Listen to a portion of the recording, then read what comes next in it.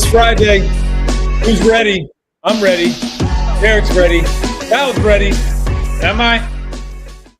Tyler's ready as he sits in for Bree here as the producer of the show here on the Friday as we head into a long weekend. Everybody, happy Friday to everyone. Hope you're all having a great Friday, whether you left work early, didn't go in at all, had the extended weekend. Whatever it is, hope you're all having a good one. It looks like the weather has broke a little bit where it's sunny outside. Let's hope it stays that way for this weekend. We have a lot to get to here on this Friday show as we continue our conversation about the draft prospects, of course, with the number 3 overall pick and who's most ready to come in as a rookie and contribute for a Sixers team that, fellas, that we talk about. And while we can sit here and jokingly speak about how, yeah, you know, knock on wood, if they're healthy and if Joel is going to play 50-plus games and if Paul George is going to hit that 60 game total and Tyrese Maxey will certainly be out there, we think, barring any injury, that they will be relatively healthy in an Eastern Conference where they disappointed, as we know, with 24 wins. But they're going to come in next season where we mentioned yesterday, Milwaukee might look different. Boston with the Tatum injury and potential trades may look a little different as well. Who knows what the Miami Heat are going to look like, so on and so forth. And you're going to have a new Eastern Conference title contender, at least heading into the NBA Finals, where they are a team to be reckoned with as well between Indiana and New York. So what rookie is going to be able to come in immediately and contribute to the Philadelphia 76ers that are looking to get back into that Eastern Conference mix, that conversation of the postseason? And for them, I'm sure, hopefully look to make some noise. We'll talk about that to start things off. We'll get into the conference finals a little bit later. Some other news and notes as we typically do at the end of the show. A little Marcus Morris moment of the afternoon. Perhaps perhaps a Marcus Morris moment of the afternoon. That'll be a fun one to talk about a little bit later as well. But Kyle, let's start it off there with the who's most prepared to contribute, because as we talk about Ace Bailey so much, you guys have pointed out how you just don't feel like he'll be ready to jump right in and help out in a specific way for this team. Same thing for VJ Edgecombe, maybe a little bit less because his defense might translate immediately. Shots about the concern, though, and so on and so forth with these other prospects. So how are you feeling about those and others that we might mix in here at pick number 3? Well, first, I would say I think one of the most important things that the Sixers have to determine ahead of the draft is how much does this even matter? Right? Like, you know, how much are they drafting a player based on the ability to slot in, to come in, offer something tangible in year one versus saying, this is the home run swing, right? This is the kid who we believe later on is going to be the best player. Like, how much does aiding Joel Embiid, Paul George, Tyrese Maxey in 2025-26, how much does that matter to us, right? Because as we say a lot on the show, they can say one thing, right? Hey, we believe in Joel Embiid. Paul George is sticking around, and there's a certain level of urgency to put a well-fitting team that can win around those guys. And we had the fit versus best player conversation. But how much do you value it? How much do you care about it as an organization? And there's also an offshoot of this where you say, so let's start with Ace Bailey, because Ace Bailey is the guy who I think is certainly the most talked about prospect in Philadelphia up to this point. Gee, you think? Yeah, by at least a slim margin, we'll say, with my tongue like planted in my cheek over there.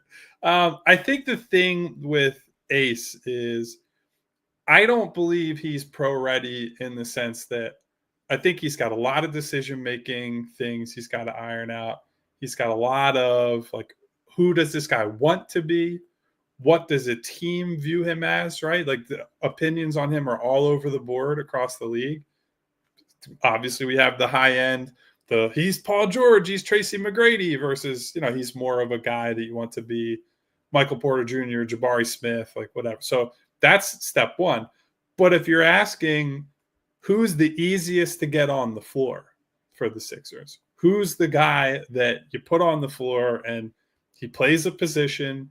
He has, a set of responsibilities you can hand him versus what he might want to do. Certainly there's a case for Ace there. And I said yesterday, I think that is the clear-cut case for drafting him, is you don't have to think and manage so much the minutes and how do we play him with Jared and how do we play him with Tyrese and, how do you juggle the line? Well, that stuff goes away.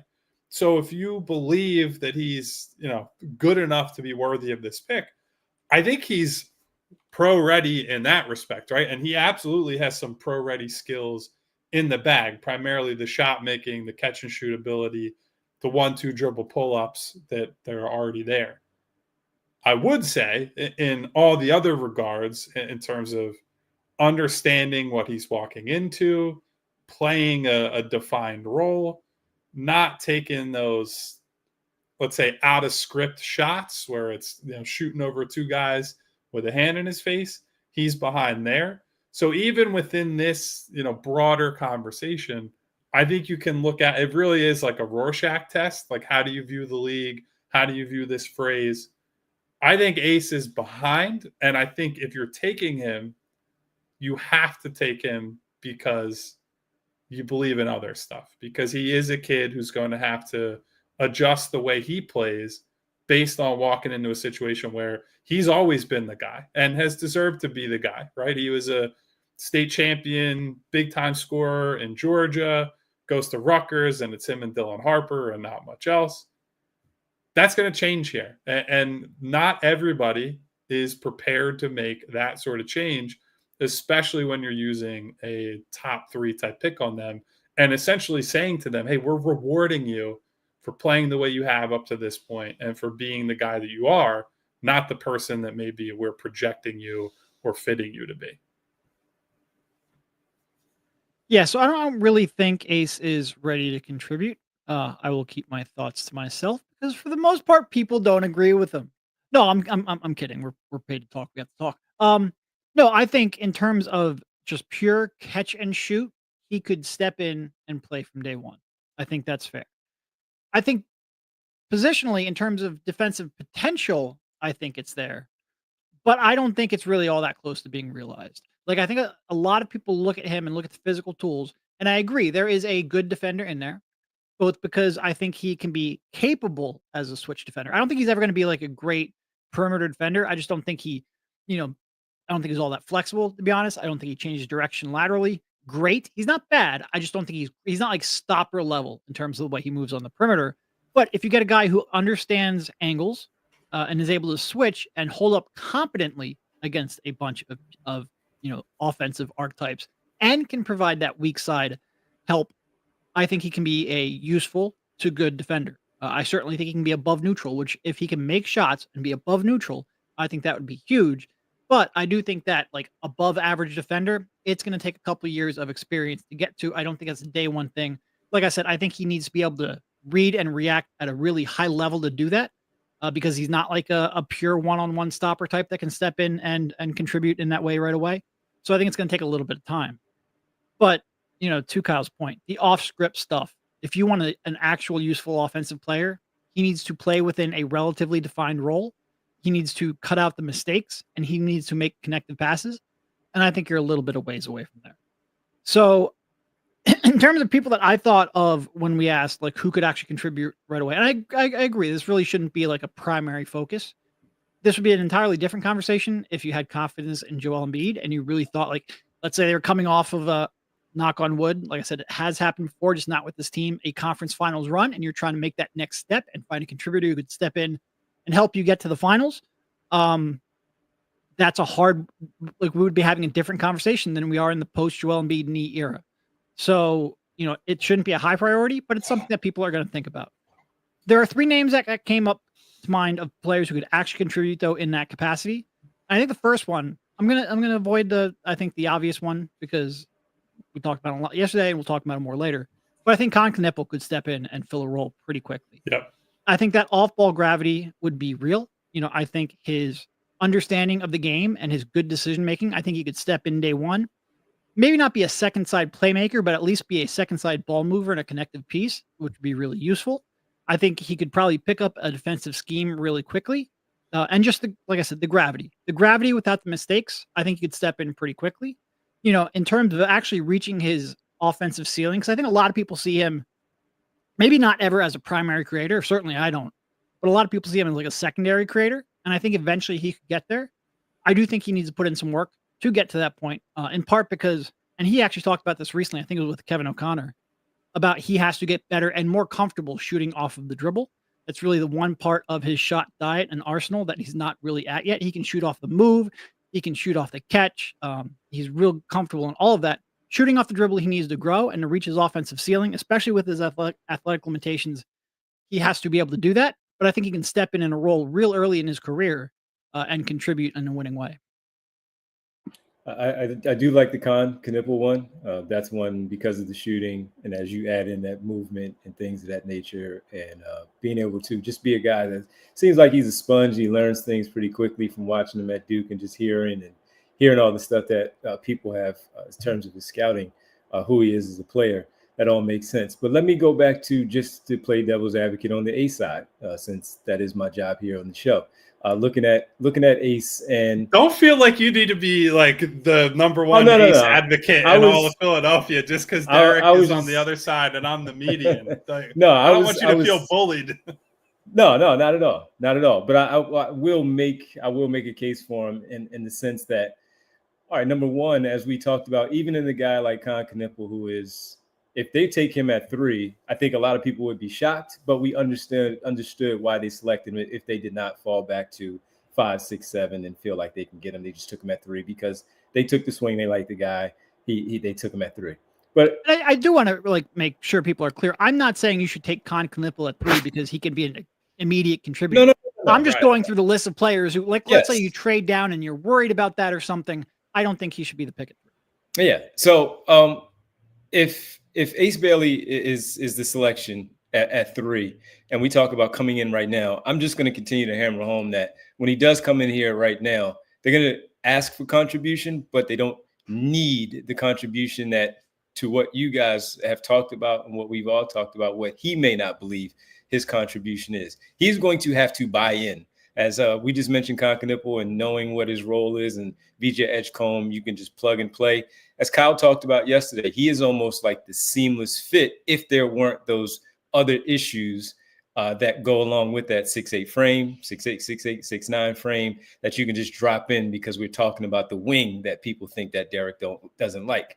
But as that wing to just drop in there, he is once again the one that's 4th or 5th offensively. You hope that he takes full advantage of that. And by the time he actually gets on the floor to contribute, that the coaching, the teammates and all have finally bought into, or he has finally bought into it in a scene where he can actually be an addition to their team if they decide to do that. Defensively, once again, as much as we talk about how good these players are, we often talk about how defensively where their athleticism plays a big part, the recovery and all, and the length that we discuss, that even if he does get beat on the play, that while he may get caught on a pump fake and still get fouls, those things will be teaching moments as he goes along, and he will start to pick those up, or maybe controlling his body a little bit more, using that length to his advantage and getting a shot from behind. Not Matisse level like, Matisse Thybulle level like,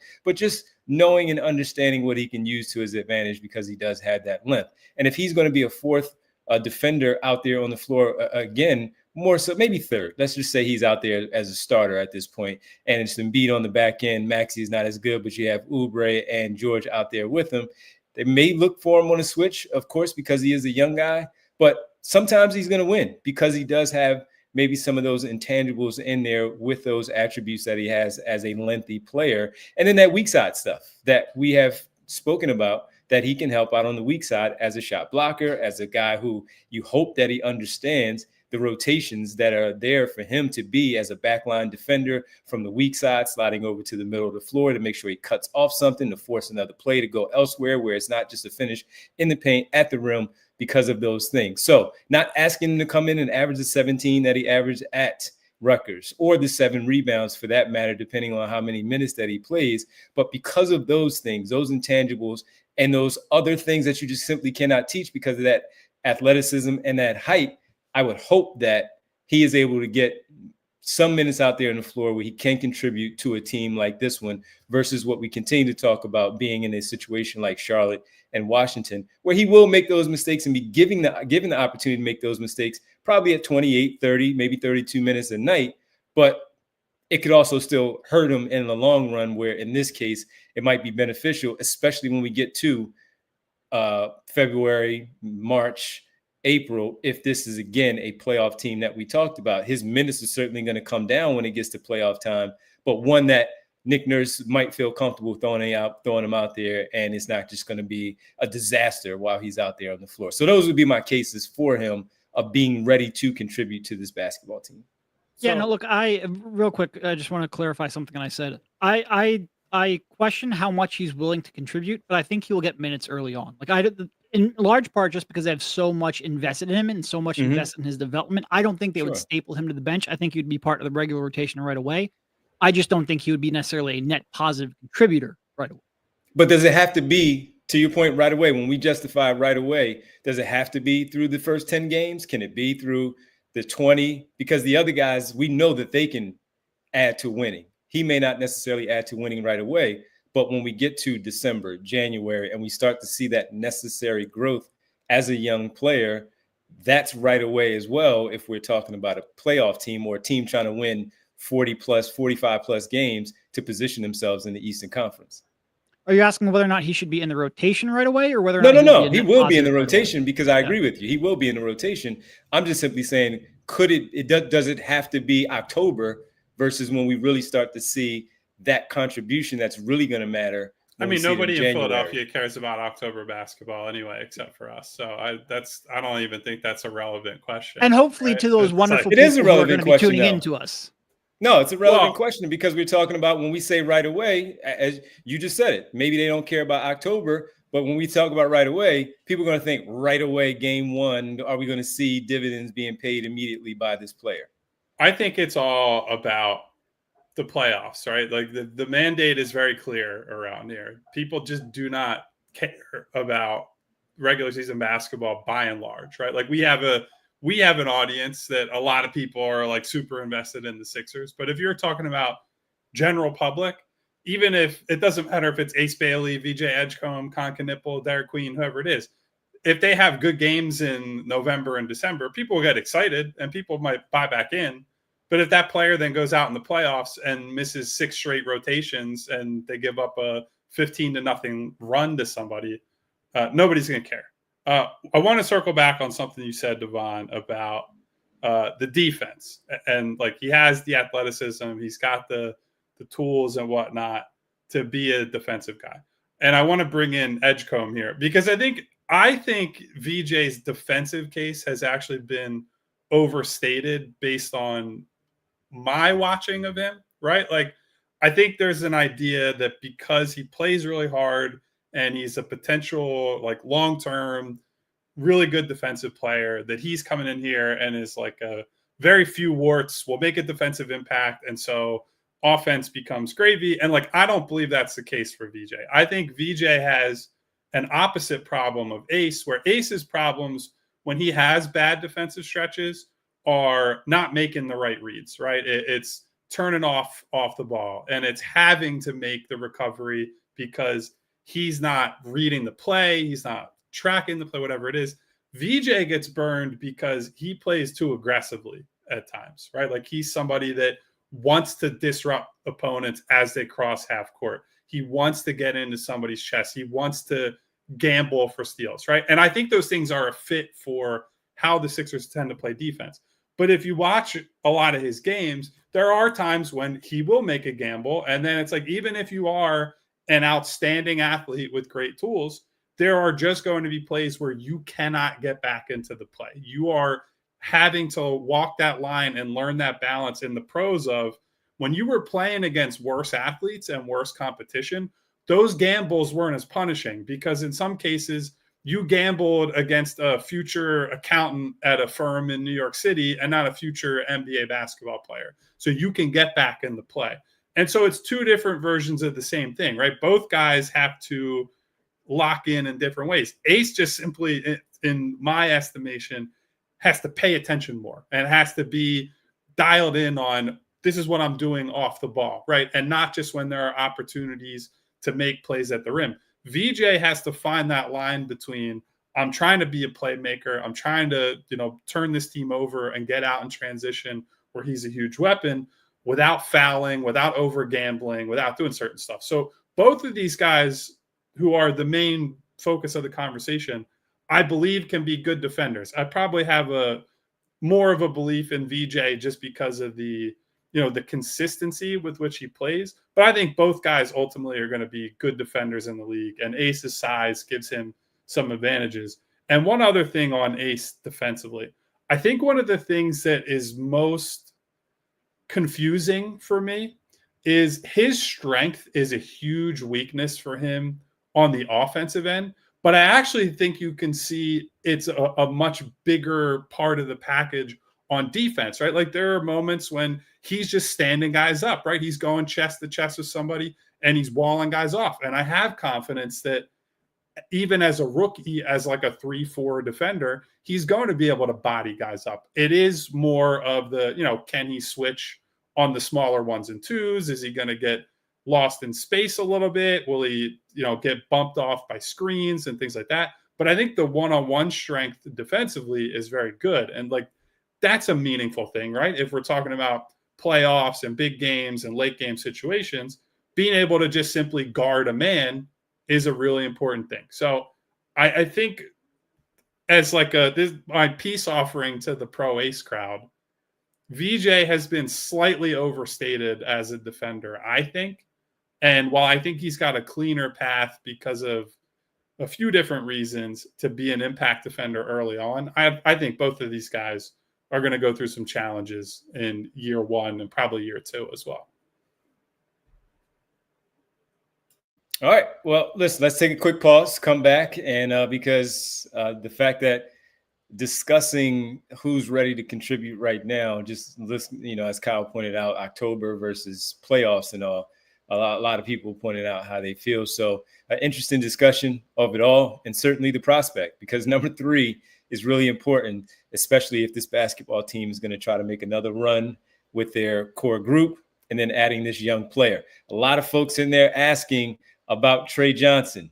Don't you worry. We're going to talk about him too. By the way, if you did miss our show about Trey Johnson, we did a full one in the beginning of the month, strictly about Trey Johnson. I think that was like May 5th, May 6th, somewhere in there. And even after the lottery, we had the other guys, if you will. We had a show about the other players, including Kon Knueppel, Trey Johnson, Derek Queen, Malawak, and Fears as well, where we discussed Trey Johnson. But yes, we will discuss Trey Johnson as well, if he is a plug-and-play fit kind of player that you can use in the postseason when it really matters. We'll talk about all of them, maybe a Marcus Morris moment of the day a little bit later, and an update on the conference finals in both the East and the West right here on a Friday, the PHLY Sixers podcast.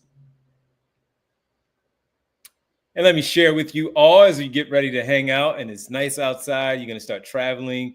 Sometimes you're going to wear a hat. Maybe you're sitting under an umbrella wherever you are. You want to take the hat off, but you want to show your beautiful head of hair. Well, if your hairline's been slipping and you're thinking about doing something about it, listen up. Hair transplants aren't just cosmetic. They are real surgery. And if you're considering flying overseas to save a buck, think again. We've been telling you about this. Don't go over to Turkey. That's not the place to go. All you have to do is go right up there in Bala Kenwood and check out GLAT HAIR by Morgenstern Medical in Bala Kenwood. You're getting care from board-certified surgeons with over 30 years of experience. They follow strict U.S. safety standards and deliver results that actually last. And here's the best part. You can text them a photo of your hair right now, and their team will take a look, let you know what options make sense for you. No pressure at all. Just expert insight. Skip the travel, skip the risk, get real care from a trusted local team. Text your photo or call 610-980-4000 or visit GLATHAIRMM.com. That's GLAT HAIR by Morgenstern Medical. Let's get that hairline back in the game. And guys, guess what? It's the big one. No, not my English Bulldog sitting there on the sofa. It's the Memorial Day sale. at Ashley, South Jersey, and Philadelphia, where you can save $100 off of every $1,000 you spend, plus get amazing savings on beautiful outdoor furniture, plus 60-month special financing. All your furniture delivered, locally, free of charge. Plus, with your qualifying purchase, you get a free gift. Save on top brand mattresses. Get free local delivery setup and removal at Ashley, South Jersey, and Philadelphia. Guys, the sale's coming to an end soon, so get out there. It's urgent. Make sure you get that outdoor furniture, your indoor sofas, whatever you need. Financing comes with approved credit, minimum purchase required. Some exclusions may apply. See store for details. Welcome back to the PHLY Sixers podcast here on this Friday, May 23rd. Getting ready for the long weekend. Hopefully everybody is having a great Friday and has a great weekend with your family and friends. All right, Derek, is there anyone, you said you had a list of 3 guys and you listed Kon Knueppel. Of course, we're going to talk about Ace Bailey and VJ Edgecombe. Who else do you have as someone that could potentially be ready to step in immediately, whether it's at 3 or trade down in this situation? Could it be Trey Johnson? Could Trey Johnson be on this list? He was not where I was going with this one. I think, and look, we'll talk about Trey. Certainly, Phil W is like begging us to talk about Trey, even though Trey gets brought up on most shows. He's just not a centerpiece of very many shows. No, I was Collin Murray-Boyles, I think, can step in. Now, he might. Yeah, baby. I don't know how much room he has to grow if he doesn't fix that jumper. And by fix a jumper, I mean develop any semblance of a jumper. He might reach his ceiling quicker if he doesn't. But I think he can come in and be, and that role that he is capable of playing, I think he can play that very quickly, if not right away. And this really just comes down to processing. Like Kyle was bringing up about Ace. I don't think it's just Ace. I promise this isn't going to be a long Ace rant. But with Ace, I don't think it's just getting him to buy in defensively and pay attention, but it's also processing. Like I think he hesitates a lot on his rotations, even when he's engaged. And a lot of that just comes down to, read and react and being able to process what you see on the basketball court quickly. CMB does that very well. And he is always in the right spot. His rotations are great. He has a lot of physical tools. He's ready to physically compete, not only with his length and ability to protect the rim, but also just his strength from day one. I think he could, if you are looking for someone, and I'm probably specifically thinking of the Raptors, because I really feel like they are his best fit right away. But like if the Raptors drafted him and they're trying to make that leap into being a little bit more relevant with a lot of their younger perimeter players, I think CMB could step in and be a really good contributor right from the jump. Like I said, I then question a lot how much upside he has if he doesn't develop that jumper, but I think he can reach a playability really, really quickly. Derek stealing all my Collin Murray-Boyles propaganda. So I will talk at about, one point I thought you were going to be like the chief propagandist, but then you saw the shooting video at the combine and that came back pretty quickly. No, listen, my propaganda stays within the laws of reality for the most part. So I will go Trey Johnson here, Devon, and I'll tell you why. Although I think his shooting numbers in college could be a little inflated, right? Like the type of shots he was taking, the success he had on pull-up threes specifically is like outrageous for a freshman, especially in a major conference and a major role. I do think if you're talking about the shooters in this class, as a movement guy, as someone who you can use in any sort of shooting role, I think he is well ahead of not just Ace Bailey, but also Kon Knueppel, where I think Kon eventually will be a movement shooter, but right now is more of a spot up and relocation guy, it's like a mini movement shooter, where I think right now Trey Johnson can come into an offense, and if you have him flying off of pin downs, if you're coming off of flare screens, you can just say, we're going to have you sprint in circles around the floor. His shot process is just so good, right? Like his ability to come to a sudden stop, square his shoulders, and have the same release every time is really unique for a kid at that age, right? Like his whole process from footwork, balance, getting square to the basket, high release point, all that is really unique for a teenager. And the fact that he was able to have as much success as he did in that conference, on that team, and that role is really remarkable. obviously for the Sixers, there are some real concerns about, how does he fit into this rotation, right? Like at least with VJ, for example, VJ fits with the individual players in that backcourt with a Maxey, with a McCain, with a Quentin Grimes, and you can even play probably 3 of those 4 together. Whereas Trey complicates the defensive stuff, right? Like Trey, Maxey, McCain on the floor at the same time is a defensive disaster waiting to happen. But if you're just saying this kid has a signature skill and he can come in day one and just shoot the lights out and offer space for the Maxies, for the McCains, for the Embiids, for the Paul Georges, like there is a very clear-cut case that he can come in. And if you're saying October, Devon, the rest of it, like the playmaking, the defense, and frankly, I would love to see him make an attempt to grab a rebound once in a while. It's a thing that drives me nuts with him. All that aside, that kid can shoot the hell out of the ball. And sometimes that's all that matters, right? Like if you are special at one skill, that gives you time and runway to add on the other stuff, to grow as a player. Because when teams are getting drawn out 30 feet to have to defend you, the whole world just opens up, not just for you, but for your team. So while he's not pro ready in a lot of other ways, and while I think his athletic testing at the combine was surprising because I didn't really see him leverage that at Texas, Yep. I think the shooting is maybe the most pro ready skill that any guy in this class has as like an individual skill. Even with that movement, that let's say it doesn't even result in him taking the shot, but if he establishes that pretty early, where we saw how JJ Redick would just run around. JJ Redick, of course, had a reputation, but if Trey Johnson comes in and at least gives himself some film for people to look at early on, October, November, and they see it, at some point, Kyle, too, that gravity, to your point, will, if he's nonstop moving, there's going to be a defensive assignment. There's going to be a miscommunication where that might open up for an extra pass that, was created just because of all the stuff that he is doing by running around and throwing off the defense just a tad because of the fear of what he can do once he does catch that basketball and most likely in that shooting pocket. So that would be one that is certainly interesting. As you said, the other stuff, we already know the flaws of it.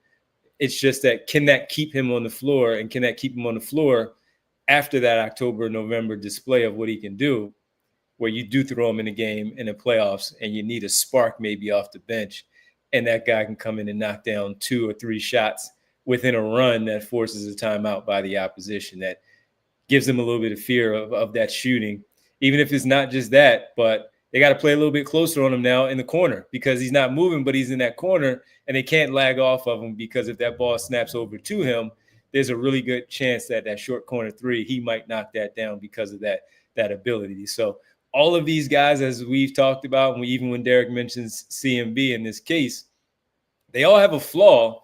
Can you stay on the floor because of what gets you on the floor in the first place? The other stuff is going to keep you on the floor longer, of carving through the issues that you have within your game. So you guys know I like Trey Johnson, and I'm very curious to see where he goes, even if it is the Sixers and they decide, as Derek talked about, a trade back situation where the Sixers have that interest in him.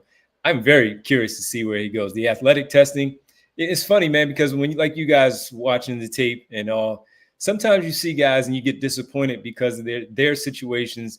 They may coast a little bit. As talented as he is, he's going to average that 19 points because he's that good. He can shoot the ball, and he's going to get a ton of touches throughout a basketball game because he's the best player.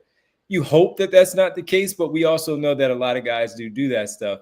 And to get rid of those bad habits, as we've talked about, and it comes into the NBA and just continues to just go all out while he's out there on the basketball floor. So we don't see those 0 rebound games or those 1 assist games, or we wrote it down in our notes, Trey Johnson missed these 3 extra passes that would have led to this instead of taking a bad shot here, contested bad shot there. I would really like to see how it plays out for him. And I would be interested as a shooter to see if he can develop because of that athletic stuff that you guys talked about that we didn't necessarily expect to be in Chicago, if that does pan out once he gets to the pros and he gives a damn in those other areas where he needs that improvement. Yeah, my only concern here is I agree that the shooting will be a certifiable NBA skill and one of the most elite skills in this draft.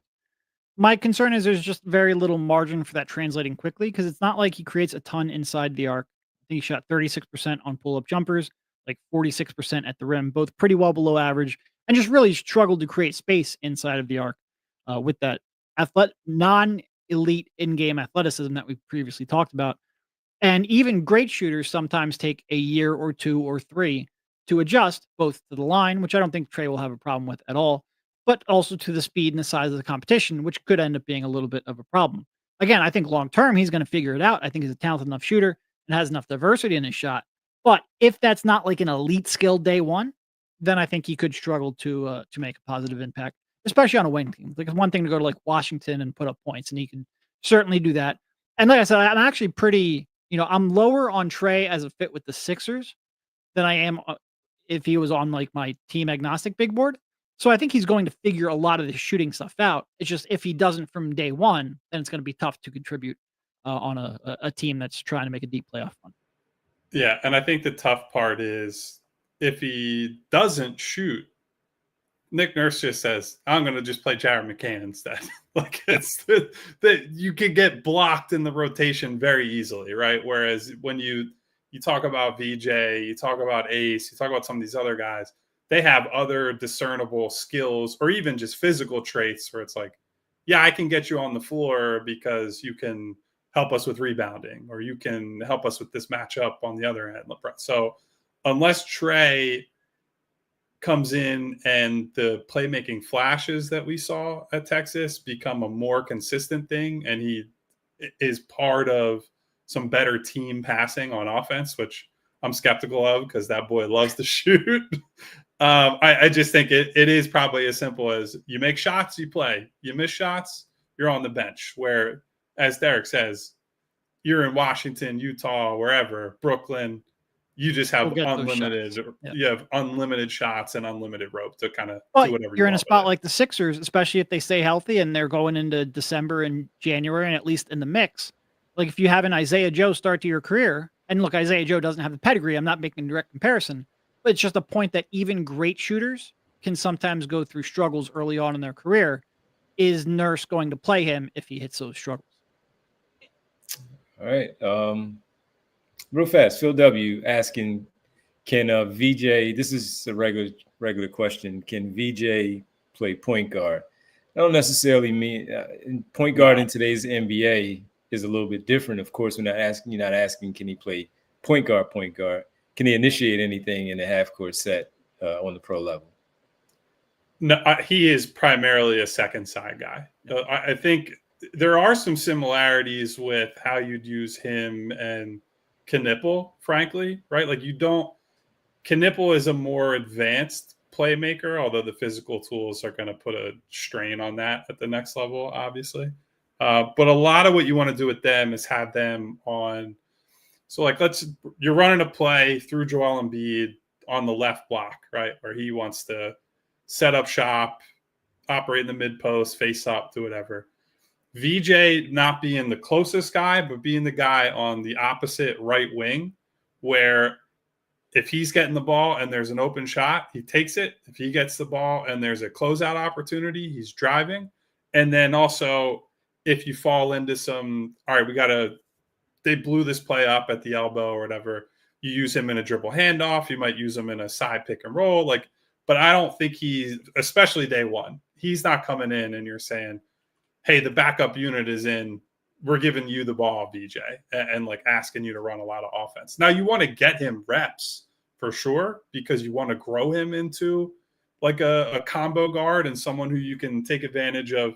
He's a high feel player and he can make some good passes, but with the handle being what it is, it's just not somebody that as a rookie, he's coming in and like, you're running this unit. At the very least, it's going to be shared responsibility with somebody else. He's another 0.5 ball handler. Yeah, what you will see is he'll bring the ball up. He'll get the ball across half court, that kind of thing. But in terms of running the offense, you won't see it. Again, just go back to DeAnthony Melton. DeAnthony Melton brought the ball up often for the Sixers. when he was next to Tyrese Maxey. I mean, so you'll see Danny stuff Green like that. brought the ball up. We had point Yeah. Danny. There's a lot of people that can bring the ball up. But that's what I'm saying. You'll see that, but point guard stuff, you won't necessarily see all of that. Melton is a good comp in terms of the passing feel stuff, right? Like I think VJ will do a lot of he'll hit the really quick ball, hits his hands in the middle of the floor, snap it to the opposite corner and hit somebody. He's made some really good reads against zone defense all year at Baylor. There's a pass that I brought up in our Discord recently he had a 30-point, like pretty dominant game against BYU where they had a zone possession where he threw a really lofted lob pass to the big man where it's just like the softest lob from the 3-point line. You could imagine that the big just kind of like touched into the basket. And so he's going to make some really good pass, but he is not a passer that's like clear it out, run high pick and roll, and he's just going to spray the ball all over the floor. It's more of the quick hitters, the drop-offs, the stuff against zone defense. That's what he's going to add. It's adding playmaking at like a 2-guard spot. It's not bringing in a point guard. Never forget, Sean Ford says with a great message in our chat, point Ferk. Never forget, even if you want to. Listen, man, I've said it many times. Ferk was a great guy to deal with in the locker room. I legitimately miss Furkan. Legitimately miss him. A very good guy. Those Anaboat shoes, though. Get them out of here. Part of the lore, man. All right, man. Let's take a quick break. We come back. We'll get to your super chats and also our Marcus Morris moment of the day and some news and notes to close out our final show for the week right here on the PHLY Sixers podcast. All right. If you are working from home like we are today, it's time to stop calling plays from the couch. With a TrueMark Financial HELOC Select, you can tap into your home's equity and finally upgrade that home office, build out a better space, or just finish the projects you've been putting off. With a HELOC Select, you get a great low rate, flexible access, so you can pull your funds all at once or only when you need them, lower rates than most personal loans, and no penalties if you pay it off early. Visit TrueMark.com/PHLY to apply and turn your work from home game into a winning play. Terms and conditions apply. Visit TrueMark.com/HELOC for details. Federally insured by the NCUA, Equal Opportunity Lender, NMLS 404938. While we're on the topic of TrueMark, we also want to make sure that you know about an event coming up because it's time to get ready to paddle up for a great cause. Join the TrueMark Financial Cares Foundation for a pickleball happy hour fundraiser, which happens on Thursday, June 12th from 4 p.m. to 6 p.m. at Dill Dinkers in Lansdale. Proceeds support financial education and community development in your local area, all while having some serious fun. Come early for registration at 3:30, followed by a fun-filled round-robin pickleball tournament, which you can play competitively or just for fun. And if it's not a big deal about playing, no worries, because you can enjoy Humpty's dumplings, local tap beer, fun games like cornhole and ping pong, plus raffles, a 50-50 drawing, prizes, and more. For details or to register, visit TrueMark.com/PHLY. Don't miss the fun, pickleball community, and a whole lot of deliciousness. Boy, just like those are a lot of puns, baby. Again, I'm a pun guy, but just like your favorite team needs a home court, field, maybe even the ice advantage, your home needs a new home floor advantage, and Empire Today can help you get it. Empire Today has flooring experts, dedicated flooring professionals who focus on flooring every single day. Those big box stores might have a flooring department, but the person helping you with the flooring may have been doing sinks yesterday and could be stocking the light bulbs tomorrow or in some other area of the store. But with Empire Today, they live and breathe flooring, and they will be with you every step of the way. It's a whole different ball game. This is what you do when you get to the showroom. Go to the experts, and they help you pick the right flooring and the right colors for your space. See how it looks with your furniture in your house. You get precise measurements taken and have all your questions answered, so there are no surprises. And with Empire Today, you get clear upfront and all-inclusive pricing. Plus, you can schedule installation as soon as the very next day. Schedule a free in-home estimate today because some things are just better at home. PHLY listeners can receive $350 in a discount when you're using promo code PHLY. Yes, you heard right. A $350 discount with code PHLY. Restrictions apply. Visit EmpireToday/PHLY for full details. Welcome back to the PHLY Sixers podcast here. And I want to tell you quickly about our golf tournament that is nearing June 14th. It will be for us all as we get ready to hang out for a great, great time for the second annual golf event right here with PHLY. And that will be at Valley Brook Country Club, June 14th in New Jersey. Jaws' spot is very, very cool. So hopefully everyone can get out there. It's the Die Hard Community Golf Tournament in 2025 presented by Xfinity. 2 p.m. shotgun start. So if you can get out there, it's a Saturday, you plan everything out right, you get to hang out with all the folks from our staff, all the talent that's there from the Eagles, Flyers, Phillies, and of course here on our Sixers where you get to hang out with Kyle and Derek and talk a little basketball. Rich, too. Rich is going to be playing. And enjoy some unlimited draft beers for 2 hours. Unlimited draft beers. Absolutely. 18 holes of golf with a cart. Limited edition PHLY golf tournament gifts and prizes. Contests on the course and a post-round raffle with Philly memorabilia. Diehards get $50 off of a foursome and $15 off an individual for the event. So hopefully everybody can come out, hang out with us. Once again, that is on June 14th, starting at 2. We'll run through approximately 7 p.m. that night. Join the PHLY crew for our Die Hard Community Golf Tournament in 2025 presented by Xfinity. We hope to see you out there for a single, a foursome, or just simply sponsoring the whole for our second annual PHLY Sports Liberty Open Golf Tournament. All right. Let's get to the Super Chats here. And we have quite a few. We got Shizzo Flex starting us off here saying, take whoever you believe in 2 to 3 years will be the best player. If I'm the Sixers, I start to build this thing around Maxey point blank. Yeah, I mean, look, I for the most part, like we're talking about the skills that will translate day one or the players that will be able to contribute day one. But I think we're on mostly the same page here. You take the one that you expect to have the most upside long term. Day one contributions are a portion of the puzzle, but a pretty small overall portion. Yeah, I actually think that's probably where we agree with the community the most in this draft process.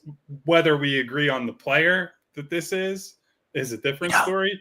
But yeah, we don't. But I think if you're just talking about like general philosophy here, we're pretty much all in agreement. You can't worry about, oh man, this guy's going to help you win a title or get closer to a title this year. It's all about what does this do to set you up for the future. All right. Shizzo also adds, I hear a lot of chatter that Maxey can't be a number one. Go check out Jalen Brunson's stats at 24. Go look at Curry at 24. Maxey isn't even in his prime yet. Give him time. Yeah, I mean, look, Brunson's trajectory is one of the more unique ones that you've seen in quite a while. You know, I do think Brunson, maybe not with Dallas, although I'd argue even towards the end of his Dallas run, considering how much he was sharing handling the ball. I just think he showed more as a natural playmaker than Tyrese has. And I think a lot of times when people talk about, like, I don't know if he can be a true number one, it's not really about scoring. It's about he doesn't have a diversified all-around game. And that impacts his scoring in a meaningful way, by the way. When he gets that tunnel vision, when he's on those drives and he's not really looking for his kickouts or his dump-offs, it makes him more predictable. It makes it tougher for him to score, especially as a small guard. You know, if he had a more passing instincts and more creativity and court vision, I think that projection as a number one would change in a meaningful way. And I think Brunson showed more of that early in his career, even if maybe the numbers don't back that up. Yeah, I think we talked about it throughout the year. I think there were games where Maxey put up big numbers, and I came away like, I didn't think that was a great game. And there were other games where, you know, he's only scoring 20 points, and the assist numbers might not have been high, but I felt a lot better about the floor game and what he was seeing and how he was playing. So I tend to agree that what's missing is not he's got to get to his prime where he's scoring, 4 more points a game or anything like that. It's how are you using the attention defenses are paying you against the other team. I think it was hard for him to meaningfully evaluate him for a lot of last year with how injured and bad they were for last season. But yeah, I think the middle ground here is probably fair. He's got to show more, and he still certainly deserves some time to figure some things out with a real team. Yeah. Brian Pumper with 2 here. Sorry, fellas, I I don't have any upside on a guy 6'5" with a 6'7" wingspan. His shooting is not good enough to be a Desmond Bane. VJ is a role player at best. He follows up quickly with, heard none of VJ's teammates attended his birthday party. Ace Bailey, no matter what. I mean, we'll just now we're making draft day. You are analogies. Come on, bro. You are literally just handing us money now. That's all you're doing with some of these. Now the first send them in, Pump. Send them in. I don't want to compare VJ to either of these two players because people take some of these comparisons too literally. But he specifically brought up that you can't be more than a role player with those measurements.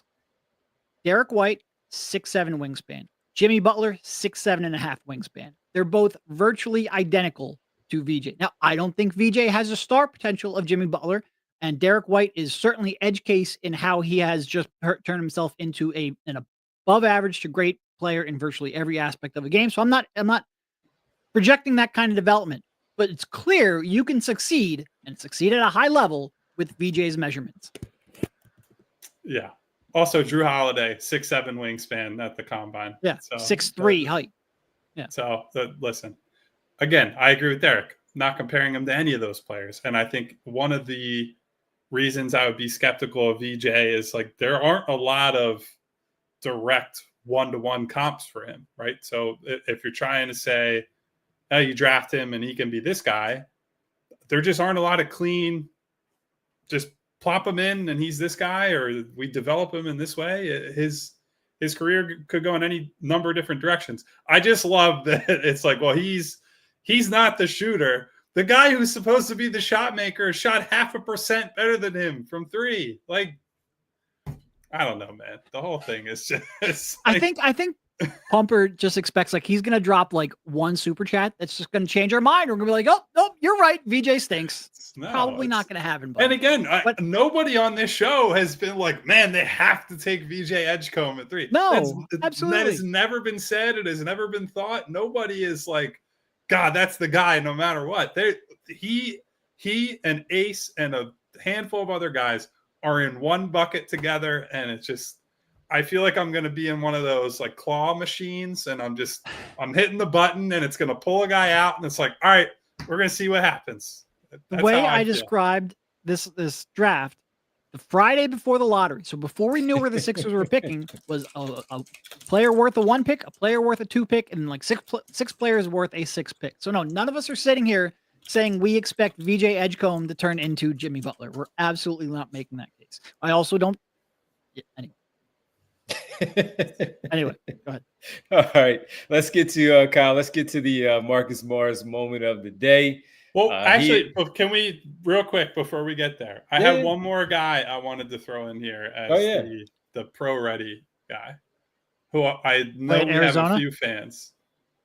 That's not where I was going, but that's where I was going if we were getting another round. Carter Bryant is certainly a guy I think is pro ready, right? We don't need to. He's just a huge athlete who will defend right away, and certainly if he shoots, there's a path to being much more.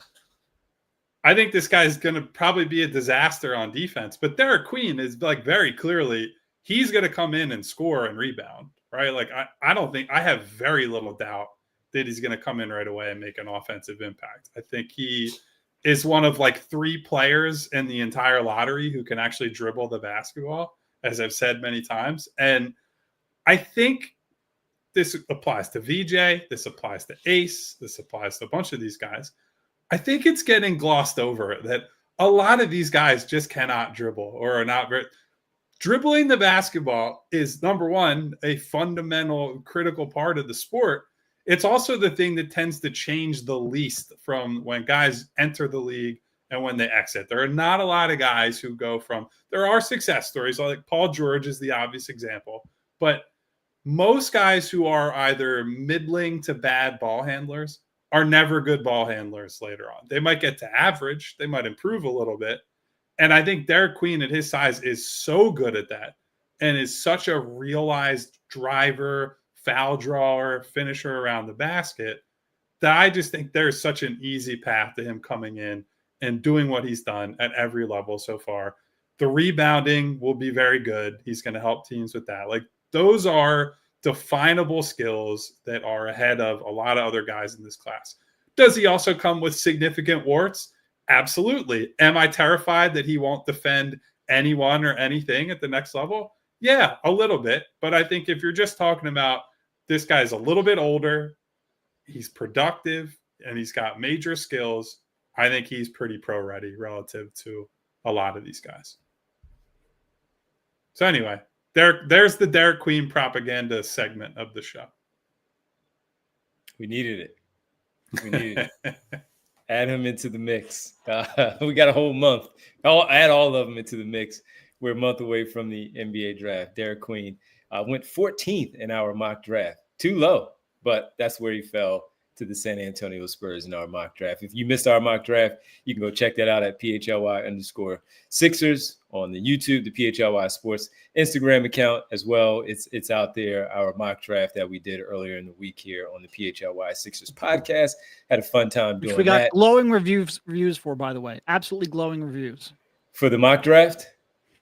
Were we getting destroyed? I mean, not everyone Derek agrees got with destroyed. the pick. That's all. That's all. People, again, that's why I said we. I have to underline this point. Derek made the pick at number 3. I quote tweeted the graphic and said, I was responsible for picks 1, 4, and 7. And I got tweeted out like, you hate Ace Bailey. I took Ace Bailey in the mock draft. I can't win. I might as well be like the anti-Ace guy because I get labeled that anyway. That's because you didn't take him for the Sixers. You took him for the Hornets. Yeah, I didn't take him with a team I didn't control on our mock draft. What a crime against humanity that was. Yes, it was. Yes, it was. Go check it out, and we'll have some stuff up for you there. Even if you want to go back and look at some of our shows from earlier in the week that you might have missed, go check them all out right here on our YouTube feed, as always. All right, Kyle, let's get to our Marcus Morris moment of the day, where we haven't had one in a while, man. He and Markeith on their podcast with special guest Patrick Beverley, former teammate while with the Sixers. And Marcus Morris and Patrick Beverley agreed on something about the Sixers head coach, Nick Nurse. I honestly kind of want to kill 2 minutes until overtime so we can include the cursing that was done on this. Well, let's do that. Let's do that real fast. We can do this. Yesterday, we did not get a chance to talk about the all defensive teams because the all defensive teams were announced, and some decent names, as you would expect, defensively on the all defensive teams from this season. And what you had was, as I pull up the first team right here, first team was Dyson Daniels, Lou Dort, Draymond Green, Evan Mobley, and Amen Thompson getting the first team honors. Second team, Toumani Camara of the Blazers, Rudy Gobert, Jaren Jackson Jr., Jalen Williams of the Thunder, and Ivica Zubac that rounded out the all defensive teams for the NBA. Any surprises there, guys? I was just happy to see, I know that his reputation was sky high this year, but to see Amen get rewarded like that, because a lot of times there has historically been a drag on the young players. It takes them a while to get this type of recognition. So I think voters are doing a better job now of giving it to young players instead of, with all due respect to the late Kobe Bryant, he probably got 2 or 3 of those all defensive teams. So it was like, brother, he is not one of the 10 best defensive players anymore. And so those type of things are happening less and less. So I would say if there's a guy I was most happy for, that was Amen, to get that early on in his career, because he very much deserved it. I agree with Martian on this one real fast. I thought Jade McDaniels again should have got a nod somewhere in there for his defense. By the way, we're about to go into overtime at allphly.com. Hope you can join us at allphly.com. From the TV side on the Fast Channel, we thank you for hanging out with us. Head on over to allphly.com. Yeah, I thought McDaniels might have gotten another nod there as on one of the two teams. Yeah, I like seeing Zubac get rewarded because I think he made a massive impact for the Clippers. And also just Dyson Daniels, because of not even so much the defense, because you kind of expected his defense is exceptional, but just the overall leap that he made as one of the most improved players in the league. So those were the two that I was happy to see. VJ Edgecombe, Dyson Daniels, get ready. Get ready for that conversation. All NBA teams will be announced tonight ahead of the game 2 of the Eastern Conference Finals. So we'll find out the 3 teams for the All NBA and where the top 15 will land for the season. All right, let's get it, Kyle. Morris time. Morris time. So the Morris brothers were talking with Patrick Beverley about coaches and structure, and I haven't watched the full episode of this, but they were previously talking about, I believe it was Ty Lue, that bled into Marcus talking about his time in Philadelphia. And the broader summary of that appearance was the Sixers were just running some bullshit, was essentially what Marcus Morris said. He said, when Joel was healthy, everything's running through Joel. When Joel's not healthy, there was just no plan. And he said that Nick Nurse would basically be like, yeah, just kind of go stand over there and figure it out. And Pat Beverley is like nodding in approval the whole time, like, yeah, like affirming what he's saying. He did kind of mention Tyrese without Tyrese's name because he said your top 2 players. Yeah. So the whole offense is designed around 2 guys. And the main one, in terms of how the offense flows and where they're playing through in terms of spots and players, when he's out, there's just no plan. And it dovetails with exactly what we said all last season, right? That there was no plan in place for an offense that we knew ahead of time was not going to have Joel Embiid available for long stretches of that season. And because we have to make everything about Ace Bailey around here, I have to insert him in here. One of the things that has go get a shot, young fella, has been championed as a reason to draft Ace in this situation, including by me, is that if you bring him in here with a veteran hierarchy and, a team that is going to ask him to play a defined role, that strips away some of the downside with him and puts him in a position to succeed, where he is more of that Michael Porter Jr., hit the spot up shots, attack closeouts, rebound, like do the low-hanging fruit and develop from there. And what Marcus Morris is telling you is like, that's complete bullshit. Nick Nurse isn't running anything. He's letting anybody who's coming in here just freewheel and play however they want unless Joel Embiid's on the floor. So it gets a little harder to make the case like, oh, you should take a guy and get him to buy into a role when the role is just figure it the fuck out, according to Marcus Morris. Like, that's a really listen, I know that Marcus Morris might not be perhaps the most reliable narrator here. Like, he clearly, and I don't blame him, right? He clearly does not like Nick Nurse and like how things ended in Philadelphia. Felt he was bringing something there. They jettisoned him, and like he felt a certain way about it. I 100% get all that. And it would be easier to dismiss him if it wasn't exactly how I felt watching the Sixers team the last year and a half, right? That this is just a team with no plan and no structure and no nothing. So just a little something to keep an eye on moving forward, whether they draft Ace, VJ, Trey, whoever it might be. It's something to take note of as we go forward.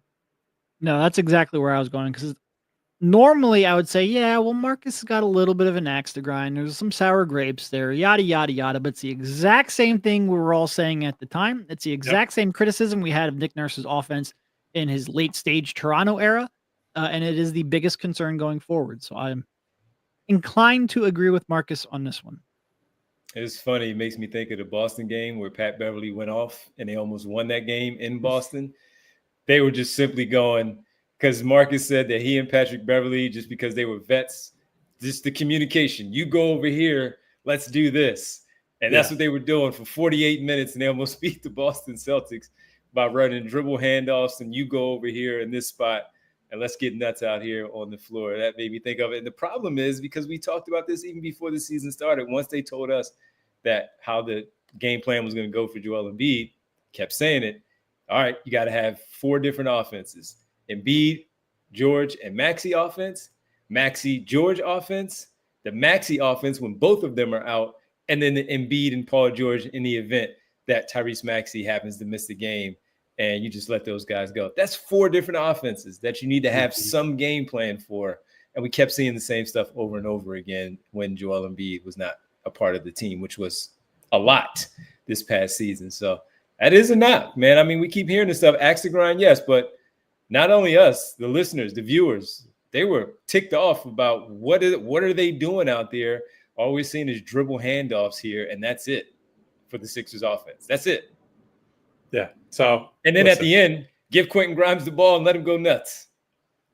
I would say if we don't see a pretty dramatic change in how they run offense early in the year, I would sit here and say, what did Nick Nurse actually learn from this season? Right? Like, I think it obviously last year, how it went was the most extreme version of Joel's not healthy, bad Paul George injury luck. You lose McCain, Maxey gets the injury late. Like everything that could go wrong went wrong, right? And so Nick Nurse not saving the season in that circumstance, that's defensible. It's not defensible to come in so underprepared for the season that you were public as an organization of this is how we're going to handle Joel. This is how we're going to be disciplined with Paul.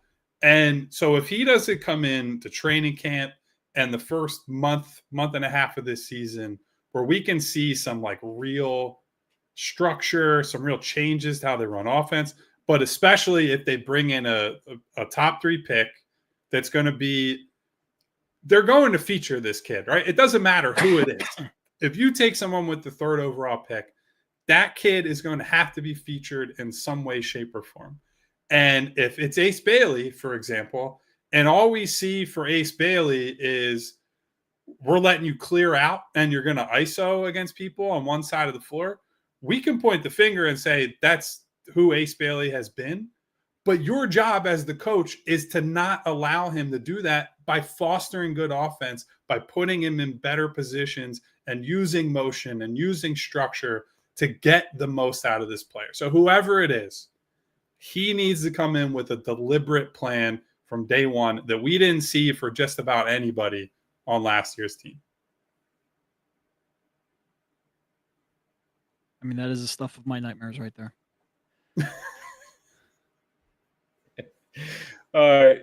That'll do it for us here on our show, the last show of the week. We want to make sure that we tell everybody to have a happy and safe Memorial Day weekend, an extended one for all of you. We will be also. We would like for you to some prayers for Devon. He really needs your help tonight. Really needs your help tonight. Let's go Pacers. Must win. Let's go Pacers. Must win for the team tonight, in my opinion. We got to win this one tonight at home in game 2. Show the bounce back in this one. And if my math is correct, I think when we get back on Tuesday, 4 games in total, 2 on the East, 2 on the West will be in the books. So we might have an idea of what both series look like, at least the identity of what the series looks like by the time we get back on Tuesday at 3 p.m. here on the show for us. So, yeah. Thank you, everybody. Appreciate all the Pacers support for Kyle there in the chat. I told you my rooting interest. Every series that Mikhail is in, Mikhail goes crazy, Knicks lose. That's all I care about. Those are my rooting interests. Jalen Brunson, I hope you don't get any foul calls. OG Anunoby, I hope you brick every open 3. Karl Anthony Towns, I need to see more of that Matador defense going Olay on the court as the center. Mikhail, go out there and play your heart out, brother. But everybody else, big thumbs down from me. No love to the New York Knicks. 0. Appreciate that. Appreciate that. Hopefully a 2-1 series when we get back on Tuesday. I still won't say a thing. I won't say anything. All right, let's get to the world famous roll call on the way out for us here on this Friday. What do we have here, Kyle? just sending us into Memorial Day weekend with a lot of hate in my heart. So I will have to add some love to all our wonderful people in the chat, like Hedfa, like my girl Winona, Brian Pumper, Brian What up, Knight, B-Pup? Martian Lynch, Riaz, Jay the Jungle, who has his actual name back after What up, a Jay? long hiatus under Timmy of the Tundra. Good to see you, buddy. Bootzilla, Boots. Sean Ford, Phi Chi, DC Marley. What up, Phi Chi? Who else we got in here today, people? I Gavini, Phil Evans, Phil, I'm still reeling over the Tyler Hansborough comment yesterday. I'm still not sure I can forgive you for that one regarding flag. What up, Phil? That is the easiest way to trigger Kyle. Just make a bad comparison. Oh, I don't like time. draft comps in general, let alone bad ones. Kareem flying in with a super chat in the end of the show, by the way, says the defense looks just as lost as the offense. I'm assuming that that's referring to the Knicks because, end of that game was a disaster. But I don't need to remind one of our co-hosts here about that disaster. Ja. Good on you for checking in. And thank you, Kareem, for checking in, but also checking in with a super chat to end the show. Derek Bodner in the chat. Who's that guy? Look at Spirit that guy. 42. Money Mar, who's now I don't think he's on the public enemy list anymore because it's Derek and I, number 1 and number 2 for the Ace Bailey contingent, apparently. Here's a good one to send us off into Memorial Day weekend. The Fidel Castro of the strip club. I saw Thank that. you for checking in. I saw that. I don't know what that is even supposed to mean. Maybe that means you're trying to spread the wealth, but I can't actually say. That's up for you to answer, my friend. Thank you, everyone. Moms, grandchildren, Jess, who's now known as, what's her AKA now? The Boogeyman. The Boogeyman hanging around. Mellow 3-point. Oh, boy. But, yeah, really. Fidel Castro, the strip club. It's hard to beat that one, ladies and gentlemen. Please, on your way out, hit that subscribe button, hit the bell icon so you can get notifications each and every time we go live. And if you want Devon to get that damn Knicks jersey out of the frame, hit the thumbs up button, but also hit that thumbs up button to say thank you once again to Tyler Zulli, who's filling in for super producer Bree on a Friday. We've had the producers are stepping up and doing some extra work around here. So Tyler filling in for Bree, helping us out. And also hit the thumbs up for my head of basketball operations, Louis the English Bulldog, sleeping on the couch throughout the entire show, not causing any problems. Everybody enjoy your holiday weekend. We will actually be off from the show Monday, although we'll have a couple videos go live over the weekend for you to chew on. So we will not be back until Tuesday at 3 p.m. and we'll have 3 p.m. shows all week next week. Otherwise, Tuesday through Friday. And Derek didn't hear it twice. Look at that. Shoot. See you Tuesday. Enjoy some barbecuing, some beers, some sun, some beach, whatever it is you want to do. Yes. Stay out of trouble. Do not drink and drive. And we'll see you Tuesday. Goodbye. See ya. We all silly like the mayor.